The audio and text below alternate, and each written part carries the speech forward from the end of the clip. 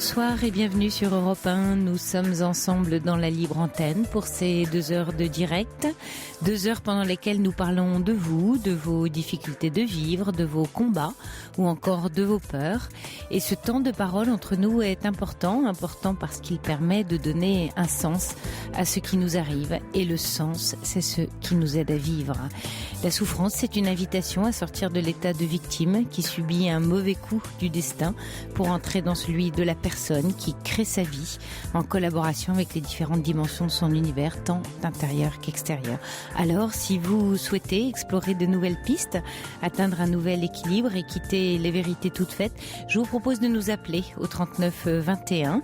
Vous serez accueillis au standard ce soir par Paul et Jeanne, et c'est Romain qui réalise et veille au bon déroulement de cette émission. Vous pouvez aussi réagir à ce que vous entendez à l'antenne par SMS en composant le 7 39 21, en commençant votre texto par le mot nuit ou envoyer un mail sur le site europe1.fr. J'attends vos appels au 39 21. Sophie Peters, jusqu'à 1h sur Europe 1. Et puis avant d'accueillir tout de suite Marie à l'antenne, merci à Alice, à Olivier le patrouilleur et à Sergio pour vos messages de bienvenue. Merci à vous. Marie, vous êtes là ? Oui, bonsoir Sophie. Oui, bonsoir Marie. Et je vous remercie de bien vouloir me prendre mon témoignage sur l'antenne. Mais je vous en prie, nous sommes heureux de vous y accueillir. Voilà. Écoutez, si vous permettez, donc je vais vous expliquer brièvement... pas mes difficultés, mais enfin un peu de votre histoire. Une petite histoire, oui, quelque chose qui me tient à cœur. Oui. Je n'arrive pas à trouver de solution. Je tourne en rond et je reviens toujours au point de départ. Oui. Donc j'ai perdu ma maman cet été, en mois de juillet. Elle était très malade depuis très longtemps, mais malgré cela, elle vivait bien sa maladie, elle gérait ses souffrances. Elle est décédée subitement. Je n'y attendais pas. Ça m'a énormément choquée, puisque je pense que le décès d'un de ses parents, c'est toujours une grande souffrance. Mmh. Je pense que ça fait revivre une période de sa vie. Oui. Et même si on sait qu'ils ne sont pas éternels, je pense que devant la vérité, c'est un moment de grande douleur, de grande souffrance, c'est une interrogation. Oui, vous avez raison. Voilà. Bon, je l'avais beaucoup accompagnée dans sa maladie, dans ses problèmes de santé. Oui. Elle s'en sortait toujours bien, donc je gardais toujours l'espoir, même si au plus profond de moi, je savais qu'elle n'était pas éternelle. Mais bon, c'est comme ça, c'est la vie, il faut s'y résoudre. On est devant le fait accompli. Ceci dit, mon père, se retrouve seul. Nous sommes 3 enfants. Mon père a 86 ans, maman en avait 82. Physiquement, il n'est pas trop mal, il est très très lucide, il gère bien ses affaires, sa vie, avec une ménagère, ça se passe bien. Mais moi, ce qui m'inquiète, ce qui me chagrine, je m'interroge, je trouve que depuis le décès de ma mère, il n'y avait pas d'incident avant dans notre famille, tout se passait bien. Il n'y avait pas de problème particulier, voilà. Nous sommes 3 enfants. C'est elle qui faisait le lien entre vous tous. Oui. Je ne sais pas, parce que mais mon père n'avait pas de problème particulier avec ses fils. Non, mais elle était sans doute le lien. Parce que vous dites qu'il n'y avait pas de problème particulier, sous-entendu, il y en a donc aujourd'hui, c'est ce que je comprends. C'est-à-dire qu'il n'y a pas spécialement des problèmes, mais ce que je ne comprends pas, c'est que moi je l'appelle régulièrement, quand il a besoin, je m'occupe j'essaie de pallier à ce qu'il me demande, ou de trouver des solutions. Voilà. Mais je trouve que et je trouve que j'ai un de mes frères par exemple qui ne l'appelle pas beaucoup, alors que c'est pas un moyen financier qui l'en empêche. Ses petits enfants, il en a 4. Oui. Il y en a 2 qui lui sont très proches. Oui. Il y en a un. Mais je pense que je vais lui poser la question de vive voix parce que je peux plus supporter. Depuis que ma mère est décédée, il lui tourne le dos. Un des petits enfants en fait qui a 28 ans. Qui a 28 ans, qui est le fils de quoi? De votre frère? De mon frère, le plus jeune. Alors que son père vient le voir, je ne sais pas. Et avant le décès de votre maman, ils étaient assez proches? Oui, alors même mieux que ça, c'est que pendant 2 ans, il travaillait pas très loin et il allait quand même déjeuner tous les jours chez papy et mamie. Et depuis, c'est l'indifférence totale. Ah, Alors là, je crois Oui. que je vais me jeter la tête par les murs. Je n'arrive plus à comprendre. Qu'est-ce qui vous pose problème, Marie, Mais parce que je trouve que c'est pas normal une réaction comme ça. Oui, mais en fait, c'est comme si, enfin, vous savez pas si il allait voir finalement votre maman ou votre papa. Mais il allait voir les deux puisqu'ils étaient ensemble. Oui, Les parents ils étaient ensemble, mais c'est un peu comme si dans ce que j'entends, comme si vous aviez le sentiment que, parce que depuis que votre mère est partie, votre papa est rejeté. Oui, voilà. Voilà, C'est ça. voilà. Il y a un rejet. Moi, Un rejet, hein, c'est ce que je comprends, oui. Et en fait, du coup, vous avez le sentiment que votre papa est rejeté dans cette histoire. Oui, il me le dit. Il le ressent. Alors il me dit, tu sais, ça me fait mal. Mais ça me fait mal, vous savez. Il me dit, tu sais, quand on est vieux, il nous reste qu'une chose, c'est partir. Il me dit ça tous les jours. Je dis, mais il ne faut pas dire ça. Je dis, tu sais, bon, financièrement, il peut vivre tranquille, il n'y a pas de souci jusqu'à la fin de ses jours. Il a un problème de santé, il le gère bien, il prend bien son traitement. Bon, il me dit, tu sais, comment il m'a dit, c'est de l'ingratitude la plus totale. Ouais. Mais ça me fait mal, vous savez, d'entendre ça. Bien sûr. Vous savez, quand on a un cœur, on a une réceptivité.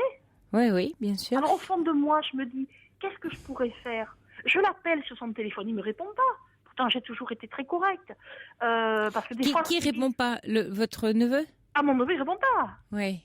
Alors, un jour, je l'ai appelé pour avoir des nouvelles de papy. Oui. Je lui ai dit, quand même, tu sais, tu pourrais... donc vous lui en avez parlé?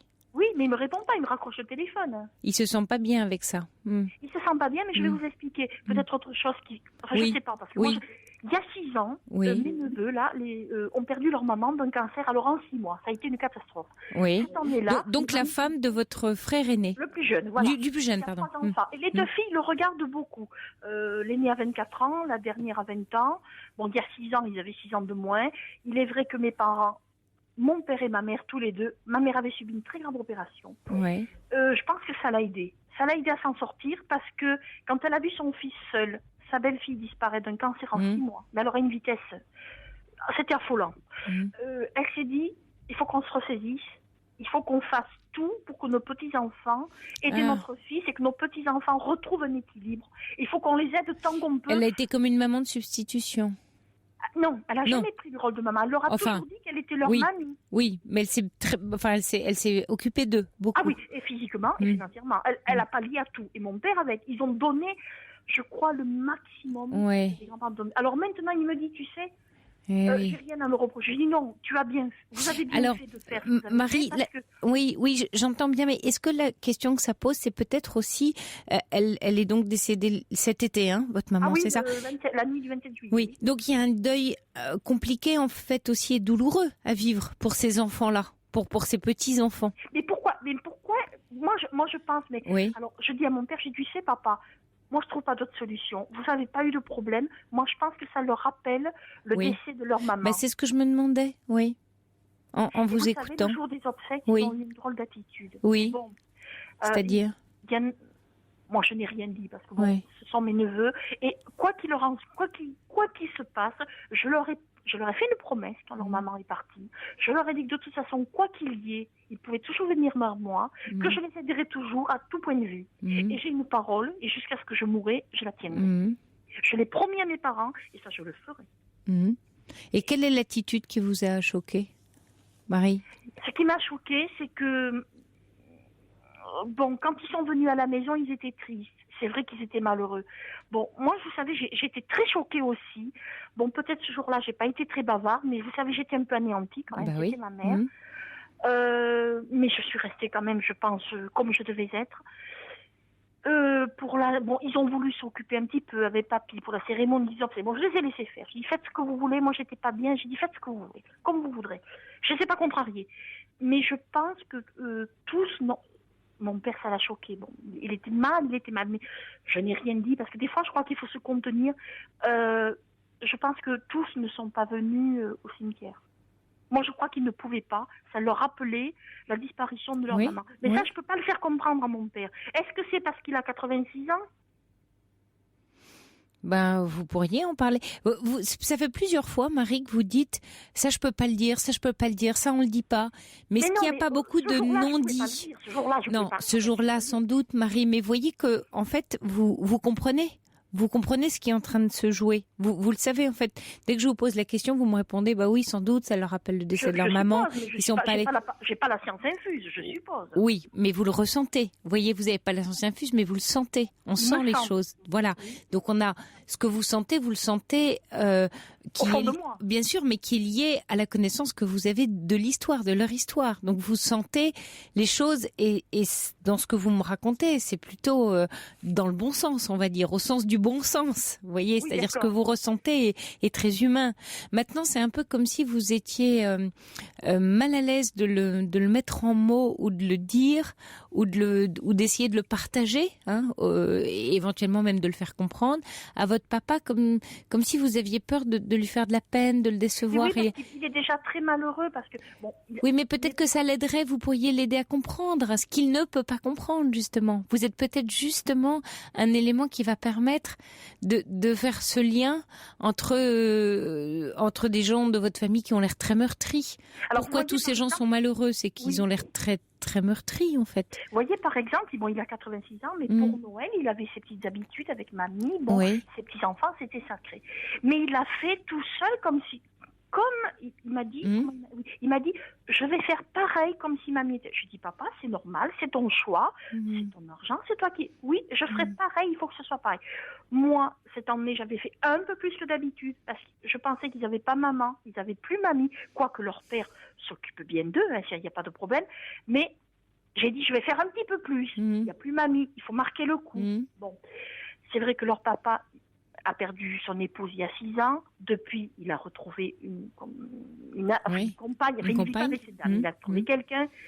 Ça a été dur parce que les enfants, vous savez, au début, la réaction, ça n'a pas été facile. Bon, j'ai fait ce que j'ai pu pour pas coller les morceaux, mais essayer de bien dire. Là, c'est surtout la plus jeune. La plus jeune, je l'ai bien prise par les bons sentiments. Je lui ai bien expliqué que, ma foi, sa maman n'était pas là, que l'amie de son papa, elle n'allait pas remplacer maman, mais que moi, ce que je voulais, c'était qu'il retrouve une vie de famille. Et j'ai essayé. Et même avant que ma mère décède, on en avait parlé. Je lui disais, tu sais, maman, un jour ou l'autre, mon frère retrouvera une amie. Il faut que tu t'y prépares. Bon, la première fois, j'ai eu droit à des grincements de dents. Mais tout doucement, j'allais essayer à l'amener parce que je sentais que ça allait arriver. Et je pensais que c'était mon rôle de lui dire, de la viser. Mais ça n'a pas été facile, hein. Et c'est pas facile. Et les enfants maintenant, avec l'ami de leur père, ça se passe très bien. Ils ont retrouvé leur équilibre. Cette personne est charmante avec eux. Elle essaie de les... Et pour Noël, et vous disiez donc, vous étiez parti sur l'histoire de Noël, que vous avez voulu en faire plus, et du coup... pour leur faire voir justement que mamie n'était pas là, mais que quand même on essayait de faire un petit peu plus pour qu'ils soient moins tristes, pour qu'ils voient que quelqu'un pense à eux. Et ça s'est bien passé? Ah oui, très bien, oui. Ils sont très raisonnables. Mais bon, c'est vrai que ce qui m'a pris, c'est qu'il y en a un, même deux, qui ne vont pas voir ils ne vont plus le voir. Et un qui a son papa et sa maman, entre autres. Hein. Et vous en avez parlé avec eux, comme vous m'en parlez à moi? Si je leur dis, parce que je les appelle, vous allez voir papy.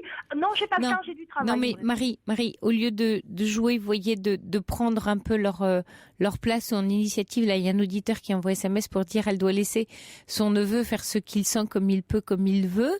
Au lieu d'essayer de prendre leur place, de parler de vous, de votre inquiétude, c'est-à-dire de la façon dont vous m'en parlez là, de ce qui vous préoccupe, de dire ce que vous ressentez. Parce que ça permettrait d'ouvrir le dialogue. Si vous plaquez un comportement... Je les condamne pas, mais je trouve que c'est pas normal. Oui, mais non, vous dites les deux choses dans la même phrase. Je les condamne pas, mais je trouve pas ça normal. Je trouve que c'est pas normal l'attitude qu'ils ont vis-à-vis de mon père. Oui, je l'entends, Marie, mais en même temps, vous l'expliquez. Vous trouvez pas ça normal, mais vous arrivez à trouver une explication, d'accord? Donc, sans doute, vous pourriez arriver à ouvrir un dialogue avec eux autour de ça. Pas en disant que vous trouvez pas ça normal, en disant que ça vous blesse. Parce qu'en fait, ce que vous êtes en train de dire, c'est que ça vous fait de la peine. Et énormément. Et ben voilà. Mais oui, mais ça peut être dit, ça, Marie. Ah oui. Vous voyez, c'est pas un jugement, c'est pas une condamnation. C'est ce que vous vivez, vous, en tant qu'être humain, et en tant que fille de vos parents, et leur tante, et de quelqu'un qui essaye de garder un lien. Parce que le décès de votre maman, il change forcément la famille, enfin, les liens. Vous voyez, ça recrée de nouvelles interactions. C'est pas la même chose. On peut pas avoir. Voilà. Donc vous pouvez pas souhaiter ou imaginer que la situation soit identique à avant. Elle peut pas l'être. De fait, elle peut pas l'être. Pourquoi ? Parce que votre maman est plus là. Donc c'est déjà un état de fait. Maintenant, il y a une recomposition familiale à trouver, dans laquelle vous avez des clés de compréhension que sans doute les autres n'ont pas, puisque, vous voyez, vous en parlez, vous ressentez les choses, et ça peut être dit, mais dit de votre point de vue, pas en disant il faut aller voir papy parce qu'il est tout seul, ou il faut faire ceci, ou il faut faire cela, parce que là, effectivement, ils vont pas y aller parce qu'ils rentrent dans la culpabilité, ils savent très bien qu'il faudrait y aller, mais ils sont pas à l'aise, donc ils se sentent coupables. Donc personne... Ce que je ne comprends pas, excusez-moi de vous interrompre, c'est qu'il y en a un. Parce que j'ai un frère qui a son épouse, qui a 2 enfants qui sont grands, il y en a un qui a plus de 30 ans, et qui a la même attitude que son cousin. Alors que lui, il n'a pas eu cette souffrance de perdre sa maman. Oui. Donc je me dis, pourquoi celui-là aussi réagit comme ça ? Ah, alors, il y a peut-être... est-ce que, par exemple, votre... je sais pas, vous savez pas comment... Oui, mais alors peut-être que votre papa se plaint et que du coup, ils sont pas à l'aise... Non, bon, j'en sais rien. Ouais. Non. Mais peut-être qu'eux-mêmes n'arrivent pas à retrouver leur place. Ils sont eux-mêmes pas à l'aise avec ça. C'est pas qu'ils veulent plus voir votre papa. C'est eux qui ont une difficulté à vivre une situation qui est nouvelle. Vous voyez, c'est sans doute pas contre votre papa, ni contre vous, ni contre qui que ce soit. C'est eux qui éprouvent une difficulté à être face à ce vide qu'a laissé votre maman, qui devait être une sacrée personnalité, j'imagine, en vous écoutant. Vous savez, ces petits-enfants, ces arrière-petits-enfants, sa famille qui malheureusement, parce que chez nous, nous n'étions pas nombreux, et là, elle diminue de plus en plus. Donc, ça devient de plus en plus restreint, donc c'est pas évident. Et un autre exemple, je vois mon père a des cousines de son côté, mais c'est pareil, elles ne vont plus le voir, elles ne le téléphonent plus de nouvelles. Alors que quand même, elles ont un âge cinquantaine et plus. Ouais.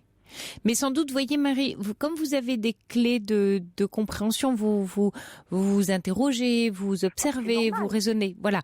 Mais sur cette situation, peut-être que vous allez pouvoir, jouer un rôle dans cette histoire familiale de partage. Et ce que vous vivez peut permettre à chacun de s'y raccorder dans cette souffrance et cette difficulté que vous vivez, en la partageant, pas en portant un jugement sur leur comportement à eux, mais sur la façon que vous avez de vivre la situation et les difficultés que ça vous procure à vous et même la souffrance, enfin la tristesse que vous en avez, de vous en ouvrir en disant voilà, je suis triste et je voudrais en parler avec vous parce que je sais pas bien comment faire, je vois bien qu'il est tout seul, je comprends que le départ de maman et voilà soit douloureux pour chacun. Vous voyez, comme vous me le racontez, c'est-à-dire que partagez avec eux, que ce soit vos neveux, vos frères, le questionnement que vous avez ce soir. C'est le meilleur moyen d'arriver à retisser un lien nouveau et à autoriser la parole chez eux, que sans doute eux n'ont pas. Et ça évitera plutôt que d'appeler pour dire bon alors il est tout seul, il faut aller le voir. Vous voyez, c'est de partager ensemble autour de cette douleur. Et ça peut tous beaucoup vous aider.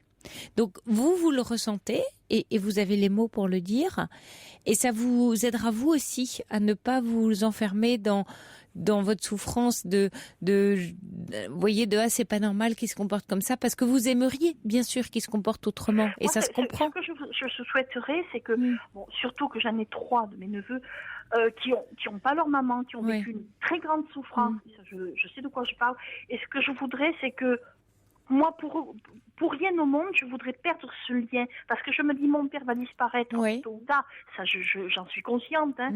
Même si ça fait jamais plaisir, ça va arriver. Et je me dis, il faut quand même que je garde ce lien. Parce que malheureusement, du côté de leur maman, il n'y a pas beaucoup de personnes qui les regardent. Je me dis, donc leur père, si nous, on ne se regarde pas, ils vont se retrouver pas paumés dans la nature. Non, parce qu'ils ont des amis, ils ont des contacts, ils ont des relations. Mais au niveau familial, ça se restreint de plus en plus. Je me dis, il faut garder un petit cocon. Voilà, et partagez-le. Et puis peut-être que c'est vous maintenant qui devenez héritière de ça.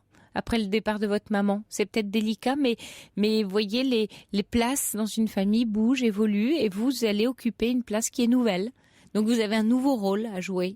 Et c'est peut-être aussi ça sur lequel vous pouvez réfléchir. Oui, je réfléchis, mais je pense que... Oui, j'ai des j'ai des pistes, comme on dit, mais c'est pas évident. Non, c'est pas facile, non, très parce que ça vous oblige, vous, à vous ouvrir sur vos ressentis, sur les problèmes que ça vous pose à vous, et à les partager avec les membres de votre famille. Vous voyez, c'est pas sur eux, mais c'est vous qui êtes aussi impacté, touché dans cette histoire. Et c'est en partageant ça que vous allez créer du lien, et vous allez voir ce qui peut se passer. Mais par exemple, quand j'essaie de leur parler de mamie, j'ai pas de réponse. C'est le silence total. Oui, parce qu'ils sont pas bien. Alors à ce moment-là, ouvrez la parole, essayez de dire, j'entends qu'il y a un silence et voilà ce que ça me provoque chez moi. Est-ce qu'on peut en parler? Ça me ferait du bien. Parlez de vous. Des fois, je leur dis, il faut essayer de continuer. Oui, mais c'est il faut. Vous voyez, c'est il faut, on doit que. Et ça n'aide pas parce que ils peuvent vite se sentir enfermés là-dedans. C'est des injonctions. Ce serait bien où il faudrait que ce soit comme ça. Mais ça, ils peuvent pas le suivre. Ça leur parle pas. Il faut que ça vienne d'eux. Donc, pour que ça vienne d'eux, il faut d'abord que ça vienne de vous. Et ensuite, les choses vont s'enclencher différemment. Bien sûr, vous aimeriez que ce soit différent, mais vous pouvez pas l'imposer. Donc, il va falloir faire autrement. Et faire autrement, c'est passer par vous. C'est vous. C'est à travers vous que la communication et le lien, il va se faire. À travers, quand je dis vous, c'est ce que vous ressentez, ce que vous vivez à l'intérieur de vous. Pourtant, j'ai l'esprit assez ouvert et je suis très bien tolérante. Bien sûr. Mais je l'entends. Mais justement, servez-vous-en. C'est ça. Vous voyez, justement, c'est parce que vous êtes ouverte d'esprit, que vous voyez les choses et vous les ressentez, que vous pouvez le partager. Donc c'est une chance, ça, Marie. C'est une vraie chance. Mes nièces, elles viennent vers moi. D'abord, je leur ai toujours dit. Mais leur frère, non, il est réticent.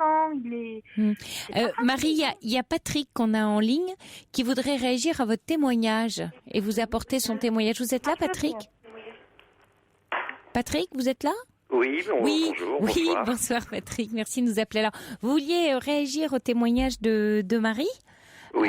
Parce que ça vous rappelait donc, je crois quand votre papa est décédé, et il y avait ce même problème de visite. 2 ans, oui. Voilà. Qu'est-ce que vous souhaiteriez dire à Marie ce soir? Eh ben, je trouvais que mes enfants, mais pas seulement mes enfants, dans la famille, les gens allaient moins voir ma mère parce qu'elle est un peu rigide. Et qu'ils ont décidé de réserver une salle dans un salon de thé, d'acheter un beau bouquet de fleurs, un gâteau, et de l'inviter. Ils étaient une vingtaine, et ça lui a fait un très très grand plaisir, et il y a beaucoup de malentendus qui ont été éliminés. Ah oui, c'est parce qu'en fait, ça leur évitait de venir la voir seule, donc ils l'ont réunie tous ensemble pour son anniversaire, c'est ça? Ah oui, puis voilà. Un jour, elle a 91 ans, ils sont venus la chercher en voiture, on te sort, puis voilà, ils avaient tout organisé, mais de façon très simple, quoi. Je veux dire, un salon de thé, un gâteau, voilà. Et ça a permis de se dire les choses, c'est ça que vous vouliez dire, Ça Patrick. a permis de dire les choses, et je sais que ma mère, parce que j'ai beaucoup de contacts avec elle, était heureuse que ses enfants, petits-enfants, enfin peu importe, pense à elle le jour de son anniversaire et faire un geste qui n'était pas onéreux, mais qui permettait de se parler, mais pas forcément de choses sérieuses, mais elle se disait, on m'aime, et eux, ça leur permet de dire, je t'aime. De réunir tout le monde. Qu'est-ce que vous en pensez, Marie? Ça peut être aussi une solution? Oui, c'est une très bonne idée. Mais mon père a essayé de les inviter, ses petits-enfants, mais tous n'y vont pas. Il y en a toujours un qui a une excuse. C'est pas facile, hein. C'est pas évident. Non. Patrick, oui, qu'est-ce que vous... Mais dans ma famille, on est 70, si on compte de ma mère jusqu'aux arrière-petits-enfants, on est 70, et là il y en a que 20, parce qu'il y en a plein qui sont ailleurs en France, enfin qui travaillaient, mais il y en avait 20, entre 20 et 25, qui étaient là, qui avaient tout organisé, mais organiser c'était pas compliqué, ils étaient réservés une salle, acheter un bouquet de fleurs, commander un gâteau, voilà, et ça a permis de se dire des choses et de renouer des liens. C'est une bonne idée. Pour votre témoignage. Oui, merci Patrick de nous avoir appelés. Et puis Marie, écoutez, on vous souhaite d'arriver à recréer du lien autour de votre papa dans votre famille. Je vous remercie. Et merci de nous avoir appelés. Bonsoir Marie et bonsoir Patrick. Merci. Bonsoir Didier. Bonsoir Sophie. Merci de me prendre reprendre à l'antenne. Donc moi j'étais mariée, j'ai eu 2 enfants, ça s'est bien passé, vraiment bien passé pendant 10 ans. Et au bout de 10 ans, ma femme a commencé à faire des dépressions, il y a eu des hospitalisations. Oui. Et puis voilà, j'ai pas tout compris au début. Il y a sûrement une bipolarité qui était un petit peu présente, mais bon. Qui a été diagnostiquée au moment des hospitalisations? Oui et non, on va dire. Ah. Pas vraiment, mais c'est sur une piste comme ça. Et puis il y a une addiction avec beaucoup de médicaments différents, puis surtout des Doliprane, là, des doses de cachet qu'elle prenait. Elle a eu des sevrages et tout ça. Oui.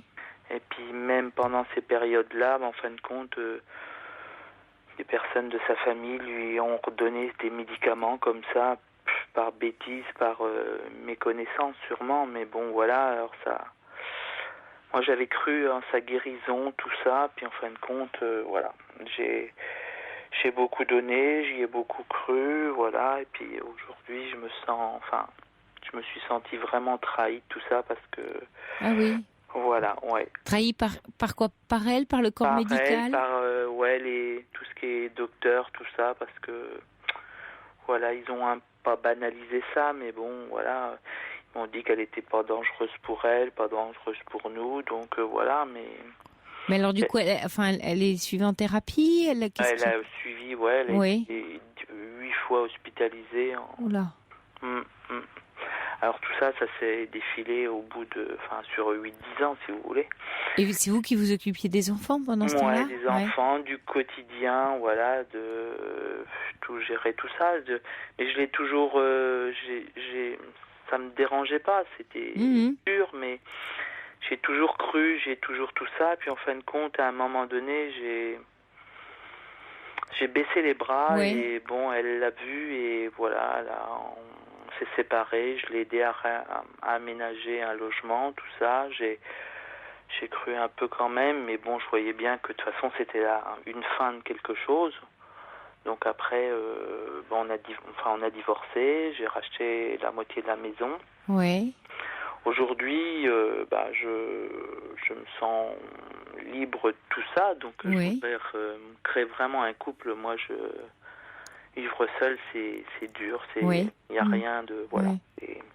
Et j'ai rencontré quelques femmes, mais on dirait que ces femmes-là, elles lisent mon passé sur mon visage, elles arrivent à voir ça et bon, ça leur fait un peu peur. Bon, j'en parle un peu. Oui. Je sais pas si c'est bien d'en parler ou pas, mais bon, voilà, et je me sens pas à l'aise. Voilà, alors je sais pas si c'est quelque chose qui est vraiment qui va me poursuivre ou pas. J'ai des doutes, je sais pas trop. Je suis un peu perdu là-dedans. Oui, c'est ce que j'entends, Didier. Vous en pensez quoi, vous, de tout ça, justement, quand vous dites elle lise tout ça sur mon visage? J'ai l'impression que ça se lit sur mon visage ou quand je parle. Pourtant, j'ai eu plusieurs rendez-vous, ça se passe très bien. Je dirais que voilà, je suis un gentil. Voilà, j'ai des choses pour moi, mais je sais pas, j'ai peut-être pas assez de dynamique, j'ai pas de punch et voilà. Mais ce qu'on sent, c'est comme vous le racontez, c'est une immense tristesse, en fait. Vous avez parlé de trahison, une immense déception, quoi. Quelque chose qui fait très mal. Vous êtes allé en parler à un psy, à quelqu'un pour vous faire aider? Parce que c'est lourd tout ce que vous avez porté tout seul, hein. Mais quand on me parle de... Mais vous savez, je suis pragmatique et tout ça, et voilà, tout ça, c'est... Bah oui, mais enfin, bien sûr, non, j'entends bien, puis vous avez dû tout gérer, tout porter, peut-être vous avez, une famille ou des amis qui ont pu vous aider? Oui. Tout ça a été un peu caché, ça n'a pas été... Ah oui. Parce que voilà, c'était... Il y avait... Vous êtes très seul, en fait, avec cette histoire. Ouais. Et du coup, elle pèse d'autant plus sur votre solitude. Aujourd'hui, la maman des enfants, donc votre ex-femme, elle vit donc seule. D'accord. Et vous partagez donc les enfants quel âge? Donc les enfants sont grands, donc voilà. Ça, oui. Mais c'est moi qui, j'ai souhaité m'en occuper, puis comme je suis resté dans cette maison, voilà, ça, j'ai de la chance, ils sont avec moi, ça se passe plutôt bien, voilà. Mais voilà. Est-ce que vous avez le sentiment que les femmes que vous rencontrez, plus que parce que lire votre histoire, on connaît jamais vraiment l'histoire des gens, mais est-ce que c'est pas enfin, vous donnez pas à voir quelqu'un qui finalement est libre mais pas libéré à l'intérieur, libéré d'une histoire, d'un passé. Et pourtant, j'ai plus Oui, mais ça n'a rien à voir.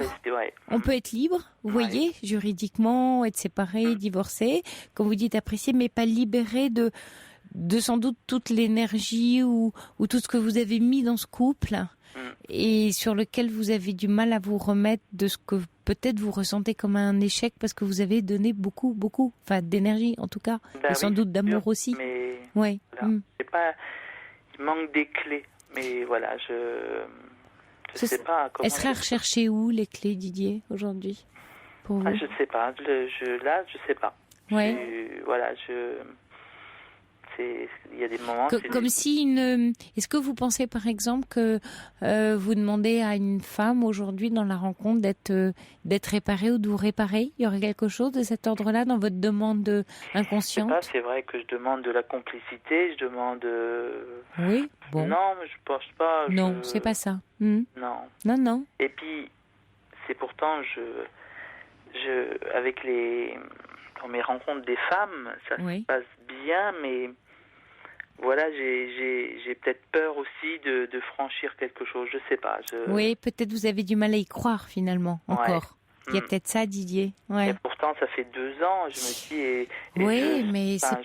j'essaye de tout bien, mais bon... C'est pas tant une histoire, vous voyez, de temps, que ce qui se passe à l'intérieur de vous, un peu comme... Vous voyez l'image qui me vient là en vous écoutant, des circuits électriques, comme des circuits qui sont brûlés, vous voyez, qui arrivent plus à se remettre en fonction parce que tellement sollicités que on va dire cramés, quoi, brûlés, vous voyez. Mais si je me dis que je suis cramée, moi ça me... Ben non, ça va pas. C'est pour ça que il y a quelque chose à réparer. Et il y a que vous qui pouvez le faire aussi. Et pour ça, quand je parle de vous faire aider, c'est que c'est pas miraculeux, c'est simplement d'aller déposer toute cette douleur, toute cette histoire que vous avez portée, d'aller la déposer auprès d'un thérapeute, de quelqu'un qui va vous écouter et vous aider. Je l'ai fait à 4 reprises. Qu'est-ce qui s'est passé? Quand vous dites 4 reprises, c'est 4 séances ou 4 thérapeutes différents? 4 séances. D'accord. Et qu'est-ce qui s'est passé là? Qu'est-ce que vous avez ressenti? C'est vrai que ça me soulage un petit peu, mais ça me répare pas. J'ai pas l'impression de... Oui, alors vous savez, Didier, c'est pas en 4 séances qu'on répare des années, d'une part. D'autre part, c'est pas miraculeux. C'est pas, vous voyez, c'est pas comme un médecin où on va aller en disant opérez-moi puis remettez-moi en fonction. C'est vous qui faites le travail, mais vous, quand je dis travail, qui mettez de l'énergie dans cette relation, simplement, c'est un appui, c'est un guide, c'est une épaule, c'est une main tendue, et c'est une parole qui peut s'exprimer, vous allez élaborer votre vécu, c'est-à-dire vous allez le penser dans les deux termes, penser P-E-N-S-E-R, mais penser P-A-N-S-E-R. Et il y a les deux, vous avez les deux à faire, à la fois le penser et le penser, enfin vous réparez, et ça c'est en mettant des mots à la fois sur ce que vous avez vécu et en vous écoutant vous-même sous un regard ou une écoute bienveillante. Mais c'est vrai, c'est pas 4 séances qui vont faire. Alors vous avez senti une forme de soulagement au départ, mais c'est un travail effectivement, un peu long. Mais 4 séances, c'est quoi? C'est 1 mois. Vous voyez, c'est 1 fois par semaine. Je crois peut-être pas assez parce que les thérapeutes, je les ai entendus. Alors c'est pour ça. Et je comprends. J'ai pas. Je comprends. Je comprends. Je me sens un peu trahi par ce monde médical, alors que ces gens-là, ils ont quand même fait des... Enfin, voilà. Et puis, il n'y a pas eu le résultat, j'ai tellement donné, et c'est ça qui est... Et je sais pas si, justement... Et peut-être que quand je rencontre quelqu'un, je lui demande peut-être ça. Je sais pas. Enfin, je pense. En fait, c'est un peu comme si vous vouliez montrer peut-être, je vais me permettre quelque chose un peu sauvage, mais de dire à ces thérapeutes, vous n'avez pas su soigner ma femme, pourquoi vous sauriez faire quelque chose avec moi? C'est un peu ça. Et vous n'avez pas su le faire avec elle finalement. Donc vous êtes nul, vous servez à rien, quoi.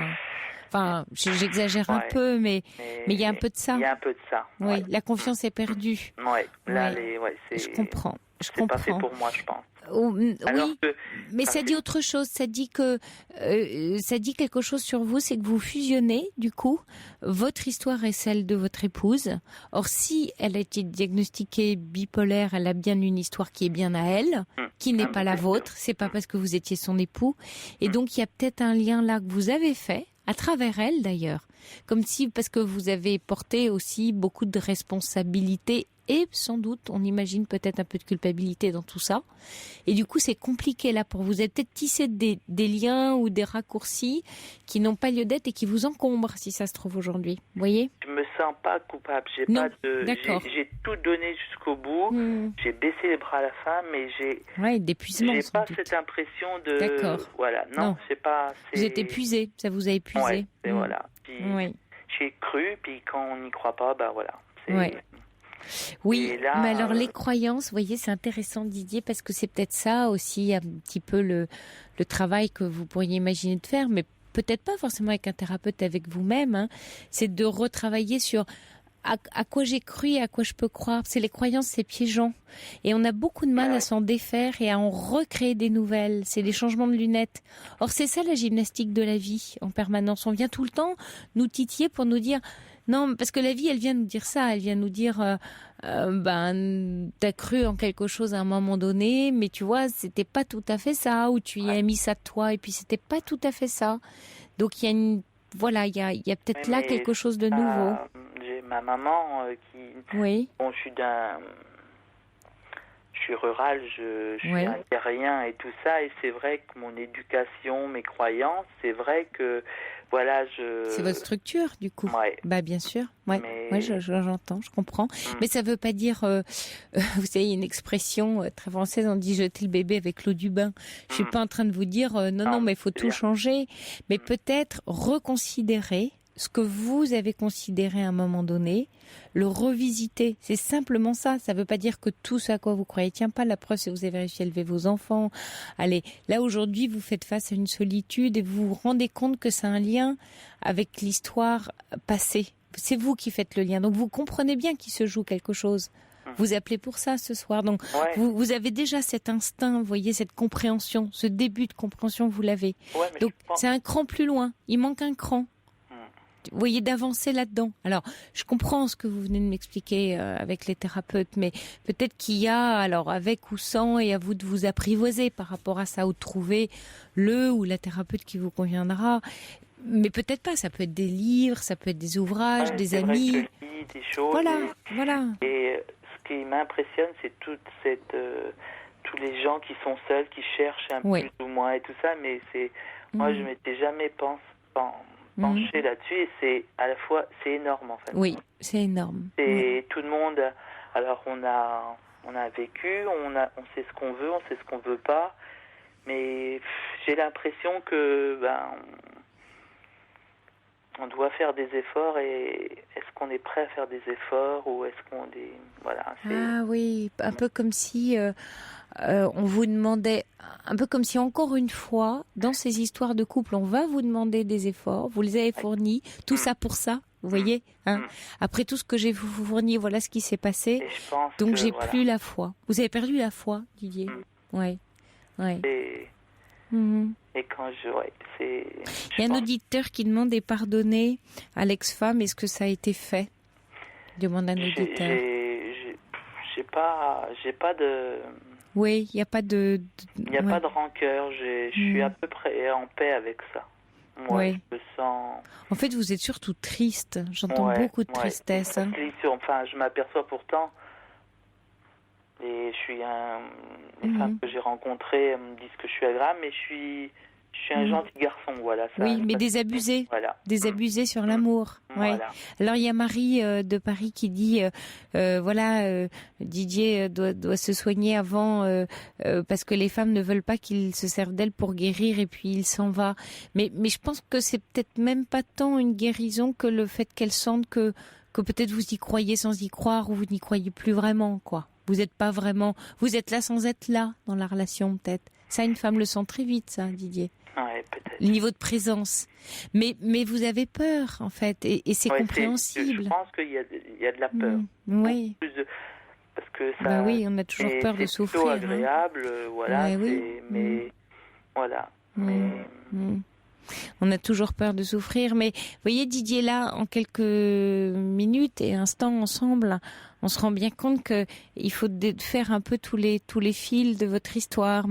Et on a vu qu'il y avait une histoire de croyance, une histoire de peur, de déception, de tristesse. Vous voyez, même vous, en posant, ça peut être une feuille de papier blanc et quelques mots. Je le fais des fois. Oui, voilà, ça peut vous aider de faire une cartographie de cette histoire et de ce ressenti, pour voir un peu où vous pouvez retrouver de l'énergie, de la croyance. Parce que une histoire, c'est jamais deux fois la même histoire. Et puis, c'est pas une histoire qui va réparer l'histoire précédente. C'est vous qui allez vous réparer. L'histoire précédente, elle sera pas réparée. Elle sera ce qu'elle est. Mais vous avez la capacité d'être réparé pour créer une nouvelle histoire toute neuve. Ah oui, mais ça, voyez, et c'est ça. Et pour ça, il faut accepter et faire un peu un deuil d'une perte et d'une histoire qui sera celle qu'elle a été, avec sûrement des enfants extra, une histoire qui n'a pas pu être celle que vous vouliez qu'elle soit. Et celle-là, vous pouvez pas l'emmener dans la suivante. Donc vous pouvez être neuf, mais être neuf, c'est retrouver un peu de foi et un peu de confiance finalement. C'est faire confiance. Ouais, de la confiance, et puis je suis pas. J'ai pas de dynamique, si vous voulez. Oui, j'entends. Oui. Et il y a un peu de soin à vous apporter avant tout ça. Et pourtant, pendant plus de 18 mois, presque 2 ans, je suis pas sortie. J'ai fait, je me suis pas renfermée, mais je me suis préparée. Enfin, j'ai évacué des choses moi-même et tout ça, et je dis, tiens, maintenant je suis prêt, et en fin de compte, je doute de ça, voilà, et je trouve le temps long, voilà. Ouais, je comprends bien. Et il manque, j'ai du mal, et il manque des clés. Et vous en avez pas mal, hein, quand vous en parlez. Ouais, mais. Non. Quand on dit qu'il manque des clés. Je les utilise pas bien, mes clés, ou je sais pas. Vous les avez ? Moi, j'ai l'impression que vous les avez. C'est pas tant que vous les utilisez pas, c'est qu'elles sont compliquées parce que elles remettent en cause. Enfin, c'est un peu comme s'il fallait que vous vous posiez. Vous voyez ? Un peu comme si vous posiez le trousseau. Les clés, vous les avez, mais ça vous oblige à fermer. En fait, c'est plutôt que ça oblige à fermer des portes avec ces clés-là et à en rouvrir d'autres. Les clés, vous les avez. Simplement, c'est vous en servir. D'ailleurs, vous dites, peut-être je m'en sers pas bien. C'est peut-être vous en servez pas du tout. Alors, avec les clés, on ouvre et on ferme. Donc, il y a des portes à fermer et puis il y a des portes à ouvrir. Mais les clés, vous les avez. J'en suis certaine. Maintenant, c'est aussi que... Et ça peut être bien peut-être d'en parler, je sais pas, ou avec des amis proches, ou de le partager, parce que il y a une telle tristesse, vous voyez Didier, en vous, que là il va falloir, en faire quelque chose, quoi, la vivre en tout cas, la reconnaître pour ce qu'elle est. Et puis, pourtant j'y crois, mais je doute, et puis je me dis, faut peut-être que tu attendes, ou rester seul. C'est pas mon projet, et voilà, c'est bon. Il y a un niveau de risque aussi. J'entends qu'il y a un niveau de risque à accepter. Vous en avez pris beaucoup, vous voyez, vous avez le sentiment que vous en avez pris un maximum et que ça n'a pas fonctionné. Donc vous avez très peur que l'histoire se répète, très peur de remettre beaucoup d'énergie dans une histoire pour se retrouver à ce point-là. Mais plus vous allez avoir peur de ça, plus vous allez le recréer. C'est un peu le paradoxe, ou en tout cas la quadrature du cercle plutôt. Et en début de rencontre, je suis assez heureux de rencontrer des personnes et tout ça, et à un moment, je me ferme. Enfin, voilà, c'est... C'est la peur. À un moment, vous fermez parce que ça s'engage sur autre chose et que c'est la panique, quoi. Ouais. La peur, il faut la regarder, hein. Regardez-la bien, elle est là et c'est normal qu'elle soit là. Vous voyez, c'est votre histoire qui va vous falloir apprivoiser pour vous apaiser ce que vous avez vécu. Vous avez fait ce que vous pouvez, vécu ce que vous pouviez vivre, et que vous ayez peur, c'est compréhensible, c'est légitime, c'est normal. Plus vous allez être d'accord avec ça, et plus cette peur, elle va diminuer. Une peur, elle commence à s'en aller quand on commence à la reconnaître, à la regarder. Plus vous la regardez, moins elle a de prise sur vous. Donc il va falloir regarder bien. Ça pourrait être un petit exercice, vous voyez, si vous écrivez, d'écrire vos peurs. J'ai peur de. Alors vous commencez par j'ai peur de. Peur de m'engager, peur de perdre, peur que ça recommence, peur, vous voyez, de les lister. Et de bien les comprendre, de voir où ça s'accroche. Ça peut aussi vous aider, Didier. En tout cas, bon courage à vous. Perdez pas espoir, parce que voilà, c'est triste, je trouve, de vous entendre ainsi. Ouais. Hein. Merci. Donc je vous souhaite beaucoup de courage. Je vous souhaite de rencontrer un nouvel amour et de vous écouter, de prendre soin de vous. Merci Didier, en tout cas, de nous avoir appelés et nous avoir confié votre histoire. Bonsoir. Il est minuit, vous écoutez Europe 1 et tout de suite, le journal vous est présenté par Anne-Sophie Balbir.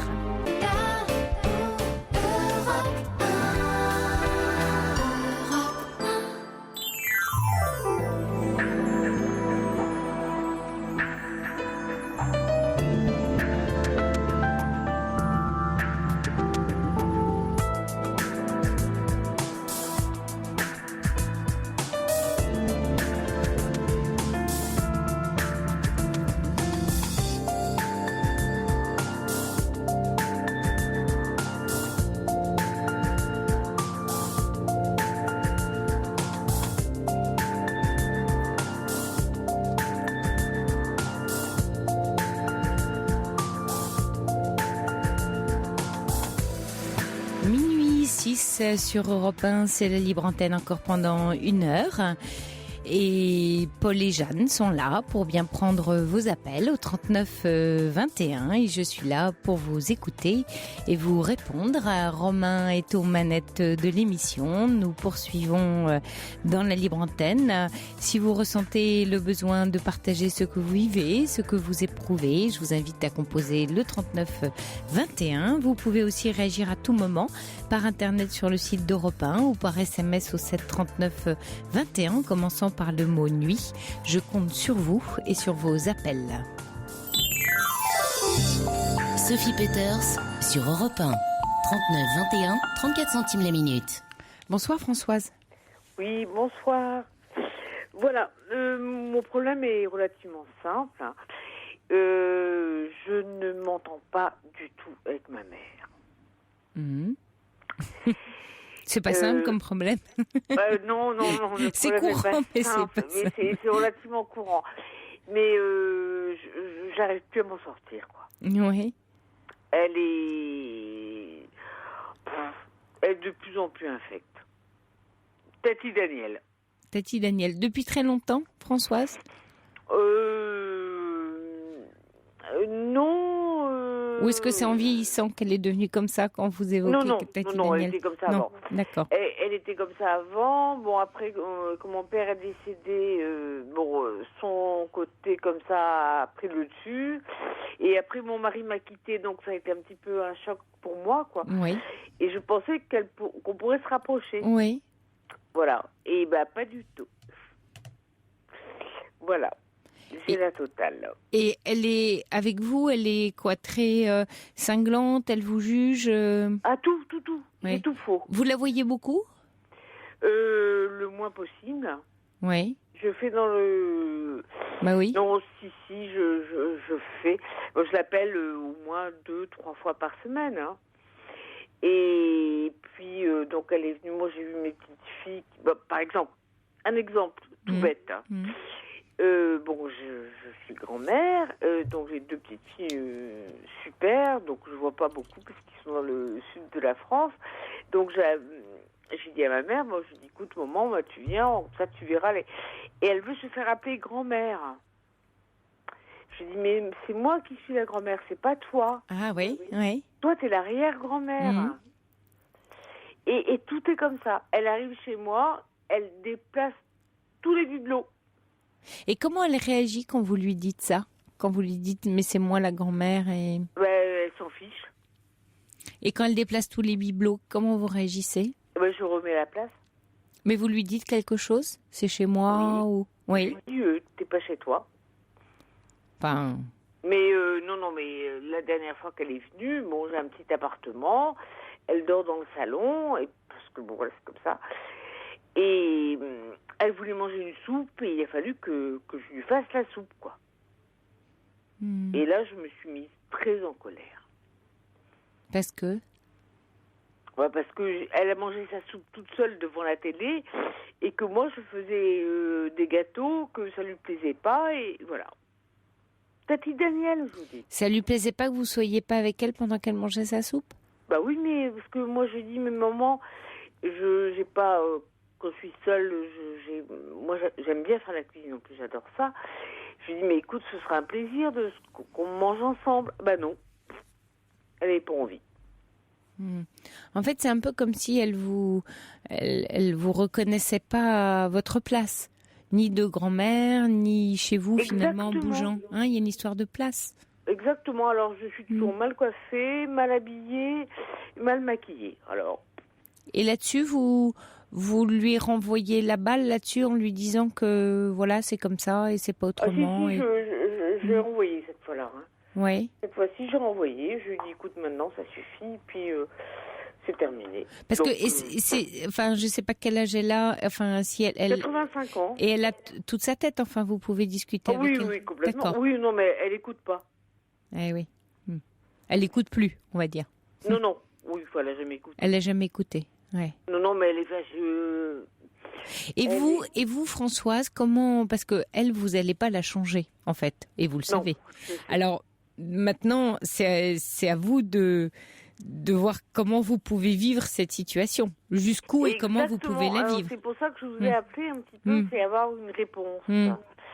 Ah oui, parce que le problème, il est chez vous, il n'est pas chez elle, vous voyez. Le problème, il est chez moi, oui. Ouais. Donc, je sais pas, parce que bon, moi, j'ai des amis, je suis très bon, mais j'ai des amis qui ont flashé carrément, quoi. Qui ont rompu. Oui. Carrément avec leur mère. Avec leur mère. Et vous qu'est-ce que vous sentez par rapport à ça? Ah non, je veux pas. Non, d'accord. Je veux pas. Donc ça, c'est clair pour vous. Je veux pas, c'est clair, mais je voudrais qu'elle me laisse mon espace liberté. Elle va pas le faire, vous le savez. Et elle peut pas le faire. Non. Elle le fera pas. Non. Alors, en fait, maintenant, c'est votre capacité, vous, à vivre la situation, en faire quelque chose, c'est-à-dire en sachant ça, en sachant qu'elle changera pas, qu'elle passera sans doute encore un certain temps à vous bousculer, mais sans doute elle sent implicitement qu'elle vous atteint.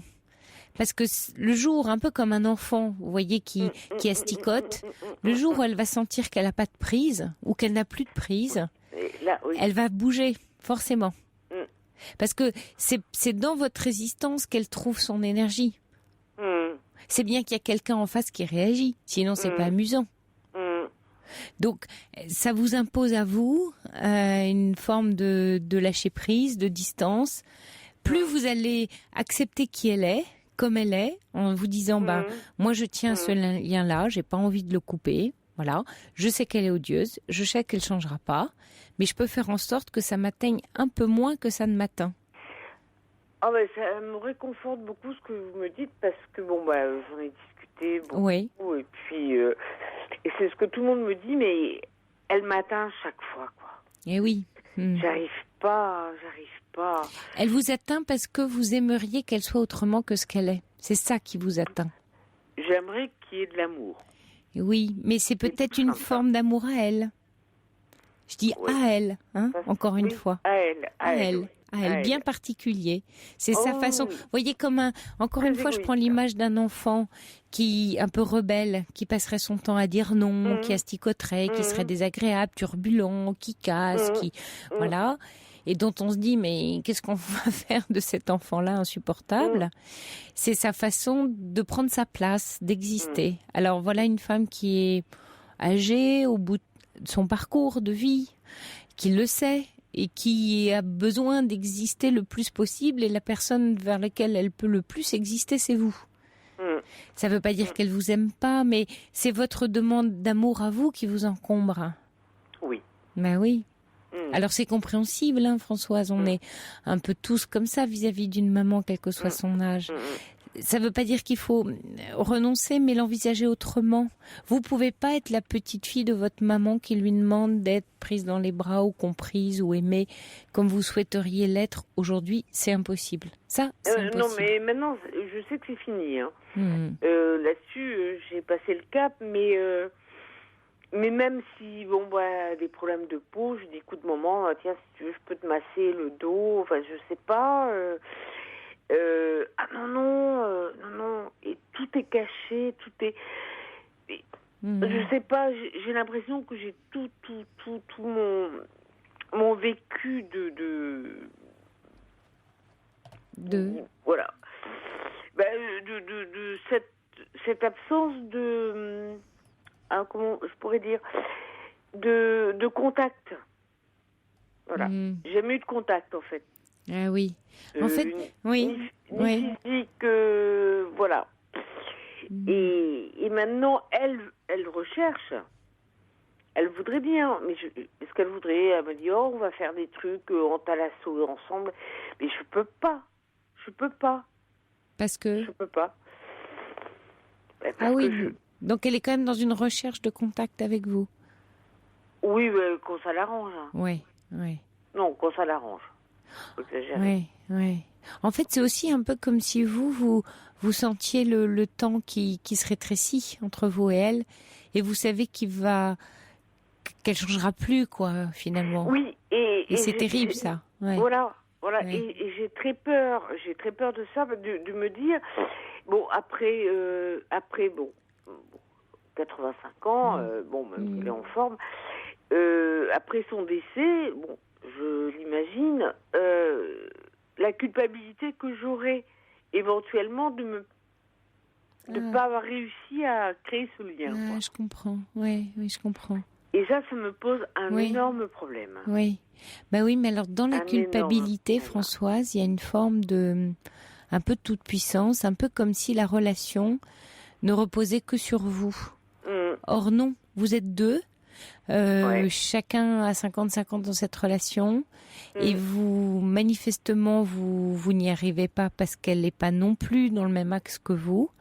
Non. Donc, vous pourrez refaire l'histoire tant que vous voudrez, vous n'arriverez pas à la changer. Donc la culpabilité, elle vous sert juste à rien. Mais vraiment à rien. À me détruire. Oui, à vous détruire. Comme si elle vous renvoyait l'image de la mauvaise fille. Exactement. Ouais. Oh, merci. Non, vous êtes la fille de cette mère-là, elle est cette mère-là, et ça ne va rien changer. Vous n'allez pas être une meilleure fille ou une moins bonne fille, c'est pas comme ça que ça se joue, vous voyez. Quoi que vous fassiez, vous serez... Elle a décidé que... Voilà, elle a décidé de vous asticoter sur certains points, et sans doute que ça l'arrange, c'est votre culpabilité, quelque part. Oui, je pense. Donc, si vous pouviez lâcher ça, peut-être que elle, ça va l'aider aussi, et que ça peut transformer un petit peu, je dis un petit peu, vraiment à la marge. Oh, un petit peu, oui. Mais votre relation, à la marge, oui, mais vous, ça peut vous apaiser. Oui. Elle sert à rien. Vous n'avez pas en votre pouvoir ni de changer votre maman, ni de faire en sorte que la relation soit celle que vous auriez aimé avoir. La relation, elle est telle qu'elle est. Donc, prenez-la telle que vous pouvez la prendre, dans vos capacités à vous, parce que vous n'allez rien changer du tout. Par contre, ce que vous pouvez changer, c'est votre façon de la vivre, avec les données de la relation. Mais tant que vous mettrez de l'enjeu dedans, en imaginant que vous pouvez changer les choses et que c'est en votre pouvoir, plus vous essayez, plus vous créez de la culpabilité. Parce que moins vous y arrivez. Donc plus vous vous sentez coupable de ne pas y arriver. Exactement. Eh oui. Voilà. Donc lâchez, faites vos gâteaux, donnez-lui sa soupe, elle est pas contente, mais vous faites vos gâteaux. Et puis la vie, c'est comme ça. Et puis elle a bien de la chance parce qu'elle mange quand même une soupe chez sa fille. Et puis sa fille lui fait quand même une soupe. Et puis sa fille est là, qui l'appelle 3 fois par semaine. Et elle est bien heureuse, cette maman-là. Moi je trouve. Eh bien moi aussi. Quand elle se rend pas compte que ses petits-enfants vont pas la voir. Pas celui qui est dans le sud peut pas, mais les autres vont pas celui qui est dans la région ne va pas la voir non plus. Qu'elle se dispute avec sa sœur, qu'elle se dispute avec ses cousines, elle se dispute avec tout le monde, mais c'est pas de sa faute.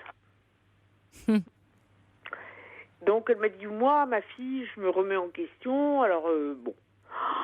Je lui dis, mais c'est pas vrai. Mais il y a des fois, j'ai envie de pleurer, quoi. Ben oui. Oui, vous aimeriez que les choses soient autrement. Et qu'elle soit au moins tolérante.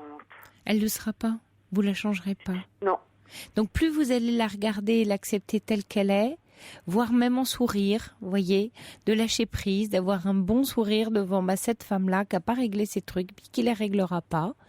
Mais quand même, vous êtes une fille extra parce que vous continuez le lien, vous y tenez, vous l'appelez, vous la prenez chez vous, vous allez la voir, il se passe quelque chose entre vous. C'est déjà extra, ça. Oui, je fais ce que je peux. Hein. Oui, mais c'est là que c'est bien.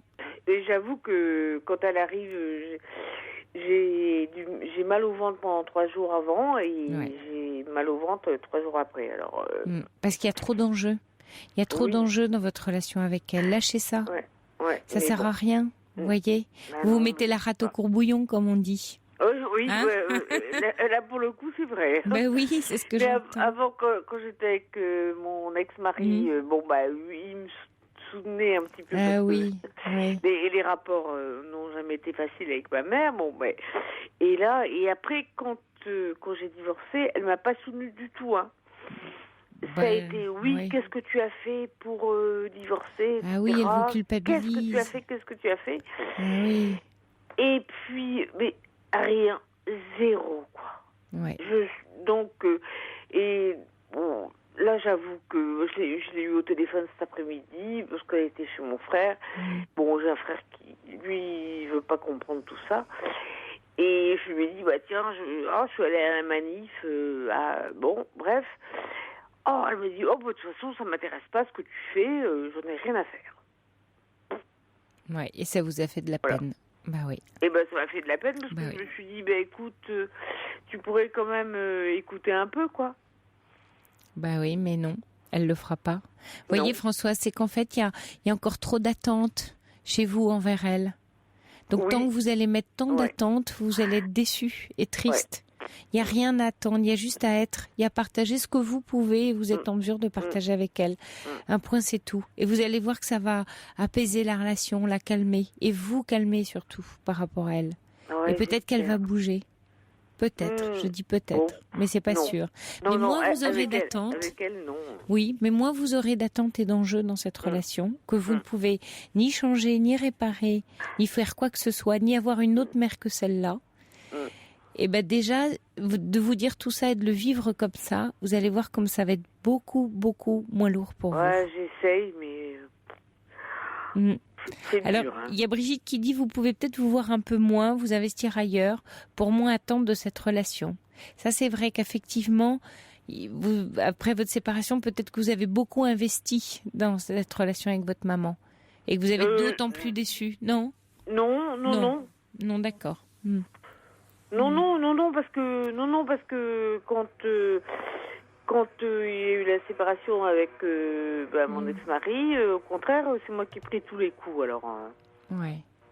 Bon, Françoise, vous essayez de faire comme ça, de baisser un peu l'attente. Je vais essayer. Et l'enjeu, et de prendre votre maman telle qu'elle est.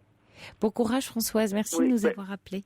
Je la laisse comme elle est. Et voilà. Puis, et vous comme vous êtes. Qu'elle se calme, ça me fera des vacances. Voilà. On va dire ça comme ça. Bonsoir. Et je vous remercie beaucoup. Bonsoir Françoise, merci. Au revoir.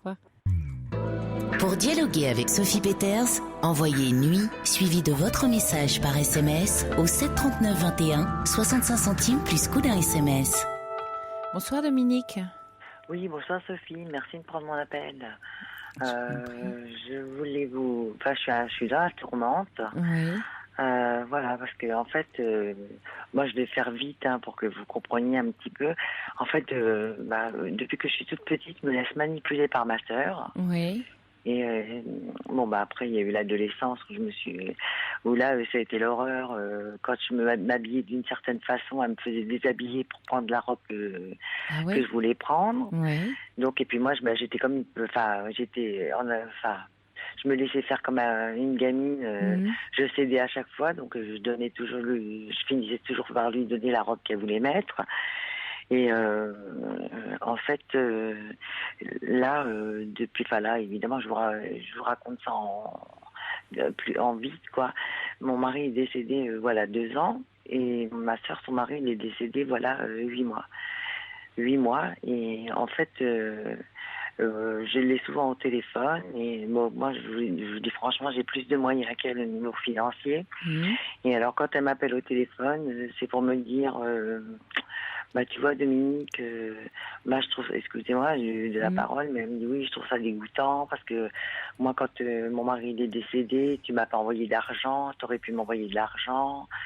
Alors, je sais pas quoi lui dire, je sais pas quoi lui répondre parce que je trouve que j'ai pas à lui envoyer de l'argent. Bah oui. Et ça, vous pouvez pas lui répondre? Non, j'ai peur d'elle, en fait. Ouais. J'ai énormément, je me dis...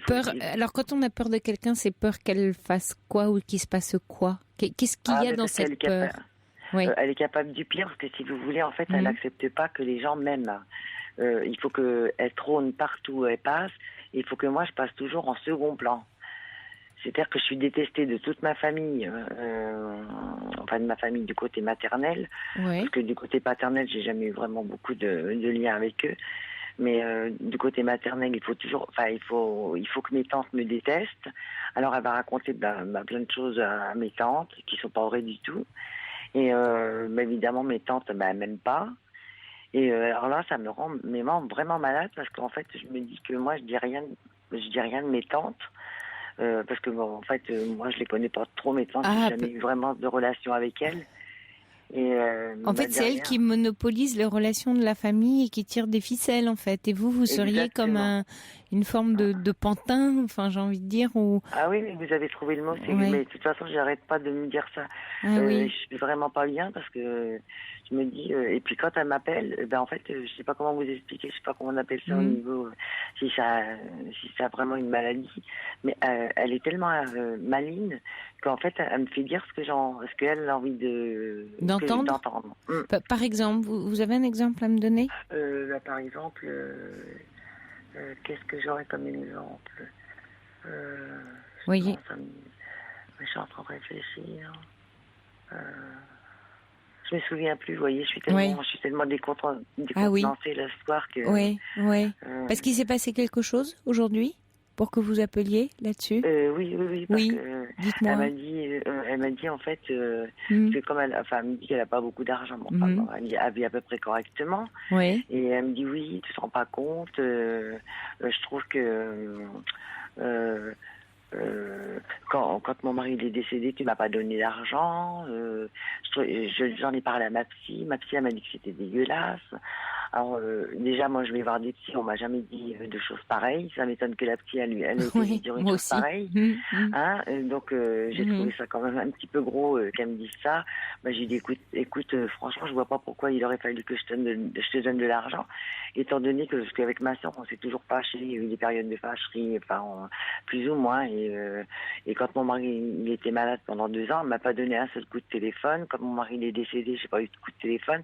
Mais par contre, elle veut bien accepter de l'argent que j'ai touché de la maladie de mon mari, quoi. Et j'ai envie de lui dire, si vous voulez, excusez-moi, je vous coupe la parole, mais c'est parce que je suis... Oui, bien sûr.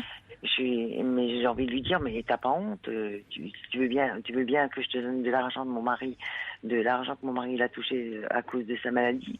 Mais par contre, ça t'a jamais intéressé ou tu t'es jamais occupé Oui. Et ça oui, je comprends que ça vous mette mal, Dominique, mais est-ce que pourquoi ce lien d'ailleurs qu'est-ce qui fait en fait que vous conservez finalement avec elle un lien assez fort et assez proche puisque vous vous appelez, vous voyez. C'était fusionnel, mais c'est une manipulatrice. Elle manipule ma mère, elle manipule mes tantes.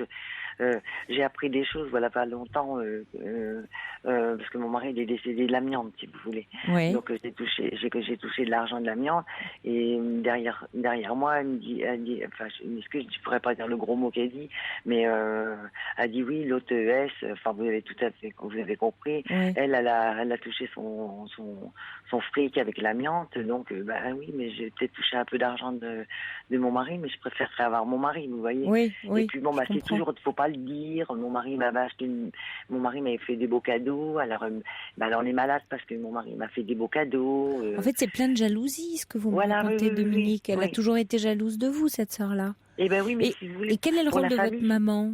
Ma mère, elle est neutre. Il y avait un truc que Coluche disait, je suis ni pour ni contre, bien au contraire. Et c'est tout à fait ça. Ma mère, elle donne jamais son avis. Bien au contraire, j'aime beaucoup le bien au contraire. Oui, oui, non, mais ça me correspond tout à fait parce qu'elle donne jamais son avis. Mais elle le voit, elle le vit, votre maman, cette histoire aussi. Elle a vu, mais comme elle m'a dit l'autre jour, ça fait pas longtemps qu'elle a vu clair. Ah. Oui, non, elle m'a dit que ça faisait pas très longtemps que donc vous pouvez en parler un peu avec elle. Oui, mais enfin, non, ça vous est attention. Oui. Je fais attention parce que ma mère elle est assez âgée, et puis oui. Elle est âgée et puis elle comprend pas vraiment. Oui, c'est pas la peine de remuer tout ça. Non, j'ai pas envie. Et Dominique, est-ce que ce serait envisageable de créer une distance un peu plus grande avec votre sœur? Et d'ailleurs, donc votre sœur a l'air de voir un psy. Vous voyez quelqu'un ou vous en parlez avec quelqu'un ou pas? Alors figurez-vous que j'ai eu un gros dilemme, c'est que je m'étais trouvé un psy qui était génial. Mm-hmm. Et j'étais contente comme tout. Oui. Et j'ai été déçue. J'ai arrêté la thérapie. Oui, parce que en fait, quand je suis allée le voir 7 fois en tout. Oui. Et il était adorable. Les 3 premières fois, parce qu'il était un psychiatre conventionné. Mmh. Donc, au bout de la 4e fois, il m'a dit écoutez, madame, je préfère que vous payiez votre consultation sans être remboursée par la sécurité sociale. Bon, j'étais tout à fait d'accord parce qu'il m'a dit c'est pas à la société de payer. Sauf que après je lui ai dit que j'allais partir sûrement en vacances un petit peu, en vacances, me reposer un petit peu dans le midi parce que j'ai ma fille qui habite dans le midi. Et il m'a dit écoutez, ça fera 43 € multiplié par 4 parce que j'allais louper 4 séances quoi.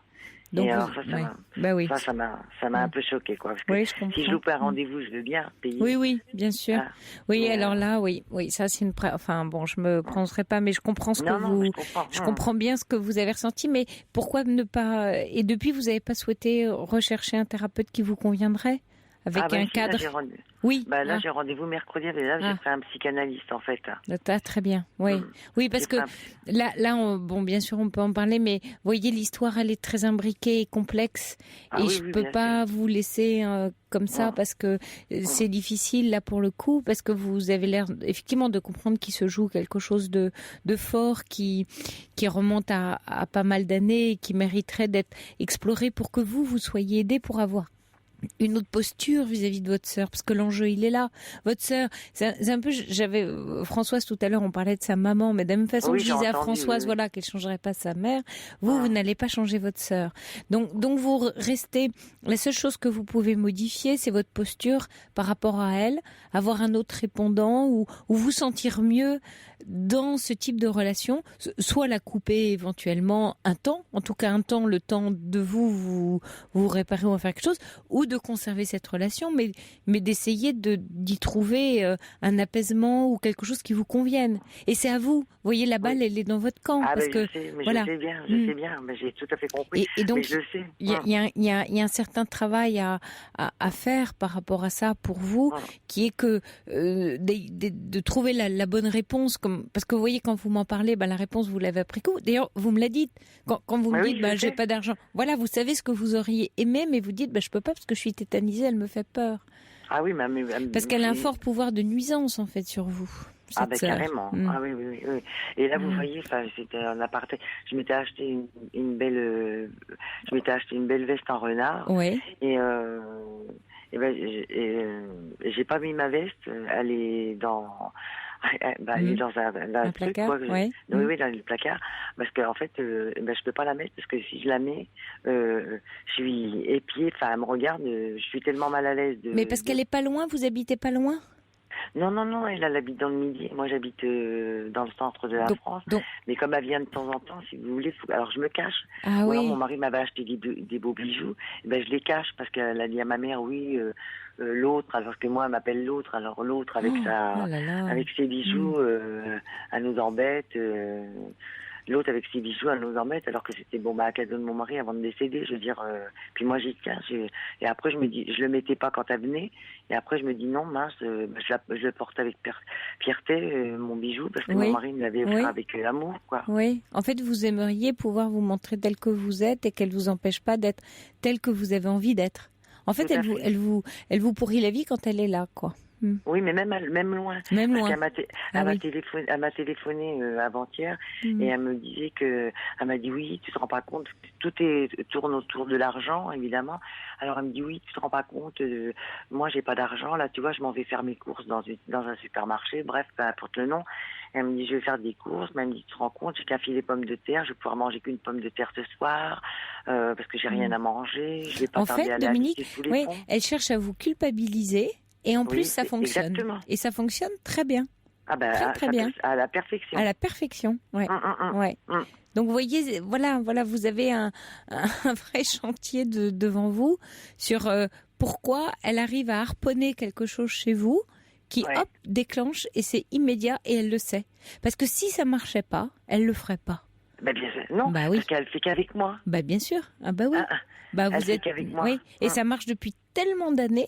Vous voyez, c'est pour ça, c'est très bien. Enfin, c'est bien que vous alliez voir ou une psychanalyste pour aller travailler cette question, parce que elle est trop imbriquée dans votre vie pour en faire quelque chose en quelques minutes. Mais vous voyez qu'il y a un enjeu fort. Non, c'est parce que là, j'en peux plus. Si vous voulez, oui, je comprends. Dans le fond de mon cœur, j'ai envie de lui dire, j'ai envie d'exploser puis de lui dire tu m'embêtes.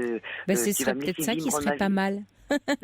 Mes filles, elles me disent mais maman, on va la balader quand elle dit qu'elle a qu'un filet de pommes de terre à manger, qu'elle a que des pommes de terre à manger par jour, alors que c'est pas vrai du tout. Par contre, c'est pas vrai du tout. Mais elle me dit tu la laisses. Si elle veut manger que des pommes de terre le midi, laisse la manger que des pommes de terre. Ce qui est intéressant de savoir, c'est pourquoi elle vous fait si peur. Voyez. Oui, ça par contre c'est sûr. C'est ça justement que je voudrais travailler, élucider. Parce que ça me rend tellement mal. Oui, parce que sinon vous l'enverriez balader s'il n'y avait pas pour vous. Je serais tellement contente de pouvoir faire ça. Voilà, mais il y a un danger. Vous voyez, en fait, c'est qu'à chaque fois que vous êtes en contact avec elle, vous vivez un danger. Vous êtes en danger. Et le danger, c'est la petite fille qui est en danger. C'est pas la femme d'aujourd'hui qui est en danger. Ah non, mais là, par contre, j'ai compris avec l'autre petite que j'avais pu avant, j'avais quand même pu avancer un peu. Et je me rends compte que, elle m'a fait peur même depuis que je suis toute petite, 3-4 ans, je me rappelle dans mes souvenirs que j'avais peur d'elle. Et je me dis, vous vous rendez compte quand même comment ça peut influer quand même. J'arrive à 55 ans et je me dis, j'ai encore peur de ma sœur. Oui, mais alors, écoutez ça, Dominique, c'est pas, voilà, chacun son histoire et vous n'avez pas à vous en vouloir, voilà. C'est déjà bien que vous en ayez conscience et que vous ayez surtout envie maintenant de vous en débarrasser de ça. Pas de votre sœur, mais de ça. Vous voyez ? Ah oui, ça par contre, c'est de ça, oui. De ça. Et rien que ça, c'est déjà très très bien pour vous. Si c'est ce que je pensais tout à l'heure. Parce que vous allez passer de la posture de victime à quelqu'un qui agit. Et rien que d'être dans cette action-là, ça va vous libérer. Rien que le fait que vous appeliez ce soir, voyez-vous, vous êtes en lien avec vous-même, vous avancez avec vous et vous n'êtes plus que victime d'elle. Donc déjà, vous êtes en train de créer quelque chose de nouveau là. Rien que ça, c'est nouveau. Oui, non, mais je suis d'accord avec vous. Vous sortez de la posture de victime. Voilà. Oui, malheureusement, quelquefois, il faut qu'on arrive dans des extrémités pour bouger. Oui. Bon courage, Dominique, et bonne séance pour vous, mercredi alors. Merci de nous avoir appelés. Bonne soirée. Merci, c'est gentil, au revoir. Au revoir. Bonsoir, Jérôme, vous êtes là ? Madame ? Oui, Jérôme ? Bonsoir. Oui, bonsoir, Jérôme. Oui. Merci beaucoup. Je suis un peu ému parce que... C'est la première fois que vous passez à l'antenne ? Oui. Oui, c'est la première fois et je suis très habitué à écouter... Caroline le soir. Oui. Et ça fait depuis des années. Et puis là, ça fait plusieurs fois que j'essaye de vous avoir. J'ai du mal parce que c'est long. Ce soir, j'ai de la chance et je vous en remercie du fond du cœur parce que je suis très fidèle de Europe 1. Oui. Bref, voilà, comme madame. Et puis c'est vrai que ça fait depuis 2011, le 26 juin 2011, que j'ai perdu mon meilleur ami, Oui. qui était pour moi comme un frère, comme un jumeau. Oui. Voilà, et qui était, qui restera toujours Oui. Votre ami. parrain de mon fils, parrain de mon fils, qui a 10 ans, qui s'appelle Maxence. Et j'ai du mal de faire le deuil. Voilà, je suis suivi par une psychologue. Oui. Malgré des fois, c'est un peu en dents de scie. J'y vais plus pendant quelques temps et j'ai du mal. Pourquoi? Vous avez du mal à y aller régulièrement, Jérôme? C'est compliqué pour vous? Non. C'est compliqué pour vous d'aller régulièrement chez le psychologue? C'est compliqué, en fait, je veux bien y aller, mais il y a comme, je sais pas comment je pourrais vous dire, c'est compliqué, à force de parler ou de dire des choses, c'est vrai que sur l'instant, ça me soulage. Oui. Je suis content, voilà. Oui. Je repars après dans votre vie du bureau, voilà. Ouais. Et quand je rentre chez moi, non, voilà quoi, c'est. Oui, vous avez pas ce sentiment finalement d'avancer dans ce deuil. C'est ça. Et oui. C'était donc un ami d'enfance, hein? C'était un ami que vous aviez. Et il s'est suicidé, hein? C'est ça? En fait, c'était un ami, on s'est connus au foyer des jeunes travailleurs. Je suis de Besançon, je sais pas si j'ai le droit de dire la ville, mais... Oui. Et donc, on s'est connus en 94. Oui. Et par la suite, on s'est connus, patati, patata, et puis après, on s'est un peu plus rapprochés amicalement. Et après, c'était un amour, mais un amour très... amical, très fort, et on était comme des frères, comme des jumeaux, comme des... Voilà. Et il y a une chose qu'on a fait, je sais pas si je peux le dire à l'antenne, mais pour dire qu'on était frères de sang, non, mais en fait, moi, je me suis coupé à peine un doigt, et puis lui aussi, puis on s'est rapproché nos doigts, pour dire qu'on était frères de sang. Bon, c'est une petite bêtise. Mais vous aviez quel âge quand vous avez fait ça, Jérôme? C'était ado, très jeune. J'ai 37 ans, donc ça remonte. Ah oui, vous aviez 17 ans. Oui, d'accord, vous aviez 16 ans, voilà. Oui, voilà. Oui, d'accord, d'accord. Vous étiez ado, c'est un truc d'ado. Bon, un peu passionnel, on va dire. Voilà. Mais votre ami, ce que m'a dit Paul que vous avez eu, je crois. Steve. Oui, mais. Oui, non, mais votre ami, il est décédé donc il y a 2 ans. Il s'est donné la mort. En fait, quand on m'a appelé pour m'annoncer 3 jours, en fait, on m'a appelé le mardi et il s'est pendu le dimanche, donc 2 jours avant. Le dimanche matin, ils l'ont retrouvé pendu à la gare de Luxeuil à 7h du matin. Mais ce que je ne savais pas, et ce qui est bizarre, c'est que tous les soirs, même tous les matins, tous les soirs, déjà tous les matins, 5h30, et tous les soirs, vers les 20h, 21h, parce que c'est que j'écoute Europe 1, j'aime pas trop qu'on me... Voilà. Des fois, je coupe mon portable pour écouter Caroline, que j'aime énormément, parce que son émission... Même vous, c'est... Voilà, je suis habitué à Caroline. Oui. Ce que vous faites, c'est vraiment une émission merveilleuse, fantastique, et je vous en remercie parce que voilà. Et c'est vrai que donc vous disiez donc il faisait tous les jours à des heures fixes, votre ami. Donc, alors tous les matins, tous les soirs, j'avais son petit SMS ou son petit bonsoir. D'accord. Ça, c'était le rituel. D'accord. Et la journée, vers 1h, quand c'était sa pause, midi et demi, 1h, un petit appel pour me donner des signes. Tous les jours, ça va, ok. ça, bon, bref. Mais avant sa mort, le 26 juin, bon, c'est un petit peu dur. Je me retiens de pleurer, mais bon, c'est un petit peu dur de le dire, mais je le fais parce que voilà. Et le 26 juin 2011, le dimanche avant sa mort, son décès à 7h, avant, ça faisait une quinzaine de jours, j'avais plus rien.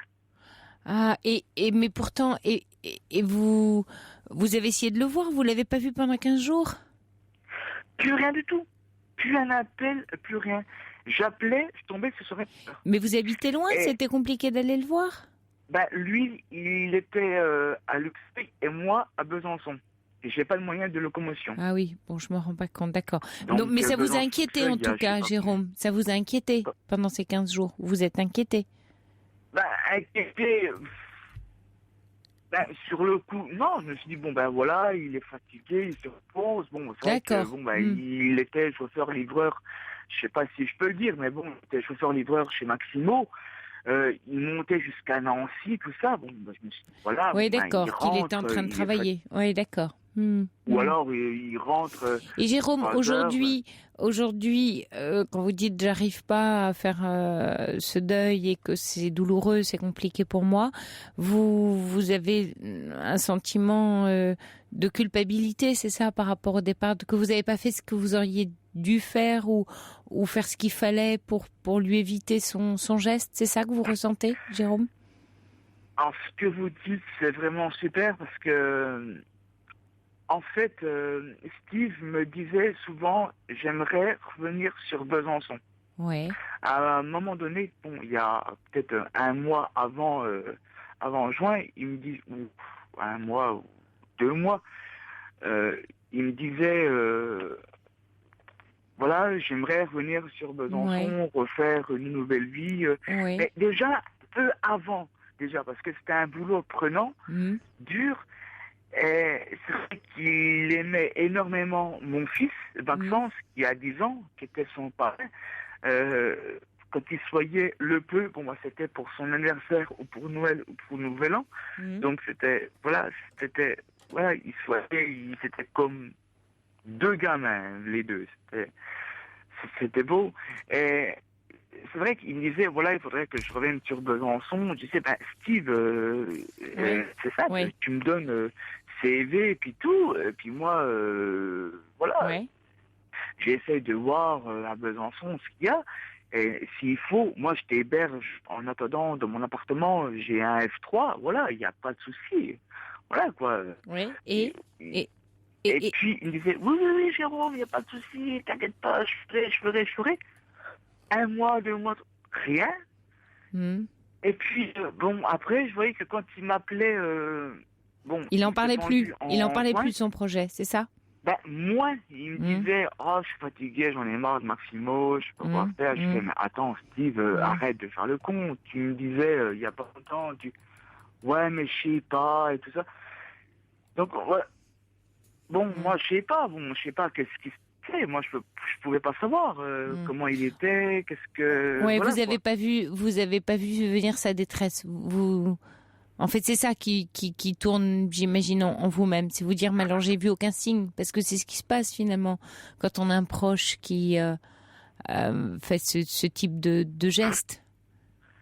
Ben, je sais pas. Puis en plus, bon, c'était quelqu'un qui était quand même fort de caractère. C'était, excusez-moi du mot, mais c'était une grosse tête de con, une teigne, c'était un terrible. C'était quelqu'un qui était dur, qui était... dur dedans et très doux voilà, dur dehors et peut-être très très doux et très très fragile dedans. Et d'autant plus dur dehors que très fragile à l'intérieur. Non? Qu'est-ce que vous en pensez, Jérôme? Vous me dites... Je pense, parce que Maxi m'a jamais dit ça. Vous êtes la seule qui me le dit. Bizarre. Vous auriez dû être psychologue. Voilà. Ça tombe bien, Jérôme, parce que si je suis à l'antenne d'Europe 1, c'est juste que je le suis, donc ça serait mieux quand même pour les auditeurs. Parce que Caroline, quand j'entends le son, c'est vrai qu'elle a des dons, mais Bon, je suis pas là déçu. Voilà. Bon, mais vous savez, Jérôme, oui. ce qui est compliqué là pour vous, c'est de vivre finalement toute cette histoire que vous devez retourner en boucle constamment. Les 15 derniers jours où vous n'aviez pas de réponse à ses SMS, les discussions que vous aviez sur son retour à Besançon, ce sentiment de ne pas avoir été sans doute là au bon moment pour vous, mais on peut pas, on la refait pas cette histoire-là, Jérôme. Vous voyez, là, il va falloir que vous avanciez sans lui. En d'autres termes, je vais être un peu direct avec vous, mais peut-être que vous pouviez pas lui sauver la vie et sans doute pas à votre ami, parce que si vous aviez pu, les choses se seraient peut-être passées autrement. Je sais, ce que vous me dites, oui, mais peut-être que s'il serait venu. Je sais pas comment je parle, mais je parle peut-être bizarrement, mais s'il était venu sur Besançon avant, comme il m'avait dit, voilà, je voudrais revenir sur Besançon, peut-être il n'aurait pas fait ça. Bien sûr, mais Jérôme, c'est pas vous, enfin, vous avez le sentiment que vous auriez pu le faire venir, en fait, c'est ça? Vous êtes en train de ressasser. Le faire venir au jour d'aujourd'hui, il serait là, il serait revenu sur Besançon. Mais Jérôme, ce que vous... Il aurait fait une formation, il serait hébergé chez moi. Bien sûr, mais ça, on peut toujours tout imaginer. Ce que vous voulez me dire, c'est que vous avez le sentiment que vous auriez pu, c'était en votre pouvoir, on va dire, de le faire revenir avant ce geste-là, si vous aviez été plus présent. C'est ça que vous vous dites? C'est ça, Jérôme? Ben oui, mais non. Voilà, je voudrais que vous alliez jusqu'au bout de ce raisonnement. C'est non. C'est-à-dire que vous pouviez pas... Mais oui, mais c'est important pour que vous puissiez lâcher ça. Parce que si vous refaites le scénario tout le temps, en imaginant que vous pouviez faire autrement, vous n'avez pas... c'est sa vie, et il y a sa vie à lui, et il y a la vôtre. D'accord, vous avez échangé un geste très fort d'adolescent dans votre jeunesse, vous avez une très longue amitié avec lui. Sans doute, vous devez aussi... J'imagine lui en vouloir un peu de vous avoir lâché, de ne pas avoir compté sur vous. Parce que c'est compliqué de vous dire aujourd'hui cette amitié très longue, alors qu'est-ce qu'il en a fait? Moi j'étais là, j'aurais pu l'aider à revenir sur Besançon, on aurait pu faire encore quelque chose ensemble, il est le parrain de mon fils, je suis un peu lâchée. Donc vous voyez, tout ça c'est une histoire. C'est important que vous continuiez à voir votre psy, Jérôme, vous savez, parce que c'est lourd, c'est douloureux votre histoire, elle est douloureuse. Il y a Gully Girl qui dit courage à Jérôme, qui est très émouvant. Et il y a un auditeur qui vous souhaite, une auditrice, Gully Girl, une auditrice qui vous dit courage à Jérôme, qui est très émouvant. Je la remercie. Oui. C'est difficile là, vous voyez Jérôme, c'est difficile ce que vous vivez. Et c'est compliqué pour vous de rester seul à réécrire une histoire que vous ne pouvez pas réécrire parce que voilà, il y a eu cet événement dramatique dans votre vie et aussi pour votre petit garçon. Et maintenant, il faut avancer avec cette histoire-là en sachant que vous ne pouvez pas la changer. Vous ne pourrez pas la changer. Et le pire, c'est que, bon, le pire, non, c'est pas le pire, mais bon, j'en parle avec... Bon, j'ai une assistance éducative pour mon fils, parce que je suis seul maintenant, parce que bon, je me suis séparé avec sa maman, et c'est moi qui ai l'autorité parentale. Donc vous imaginez que c'est pas facile. J'ai besoin d'aide, j'ai besoin d'être entouré. Seul, je ne pourrais pas. Et aujourd'hui, c'est comme j'ai dit une fois à ma psy, j'aimerais le rejoindre. Et je lui ai dit une fois, le jour que mon fils, il aura tracé son chemin, j'irai rejoindre Steve. Vous savez, votre fils, il va avoir besoin de vous toute sa vie, Jérôme. Alors, attendez, laissez la vie faire pour aller le rejoindre, votre ami. Dur. Oui, c'est dur, mais c'est peut-être le plus beau cadeau que vous puissiez faire à votre ami, c'est de continuer le chemin, aujourd'hui. Bon courage, Jérôme, je suis obligée de vous laisser, mais merci de nous avoir appelés. Et bonne nuit à vous. Il est 1h, vous écoutez Europe 1. On se retrouve demain à 23h. Le Flash vous est présenté par Anne-Sophie Belbir. Très bonne nuit à vous.